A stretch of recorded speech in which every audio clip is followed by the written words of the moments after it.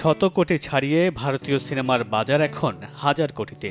তারকাদের আয় যেমন বেড়েছে নির্মাতাদের পারিশ্রমিক। তবে প্রতি সিনেমা নির্মাণে কোন নির্মাতা কত পারিশ্রমিক পান? আইএমডিবি তথ্য মতে বর্তমান সময়ে ভারতের সবচেয়ে বেশি পারিশ্রমিক পাওয়া নির্মাতা এস রাজামৌলি। তার হাত ধরেই নির্মিত হয়েছে অস্কারজয়ী RRR ও বাহুবলী সিনেমা। জানা গেছে প্রতি সিনেমায় এই নির্মাতা 200 কোটি রুপি পারিশ্রমিক নেন।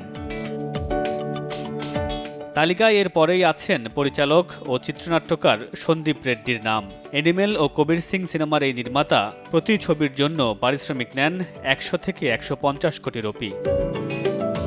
শাহরুখ খানের জওয়ান সিনেমায় বিশাল সাফল্য এনে দেওয়া অ্যাটলি এখন সর্বোচ্চ আয়কারী ভারতীয় চলচ্চিত্র পরিচালকদের একজন। বর্তমানে তার পারিশ্রমিক 30 কোটি থেকে বেড়ে 100 কোটি রুপি।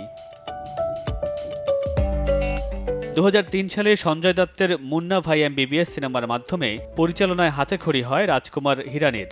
এরপর 3 ইডিয়টস, পিকে ও সঞ্জু সিনেমা দিয়ে সাড়া ফেলেছেন। প্রতি সিনেমায় তার পারিশ্রমিক 80 কোটি রুপি।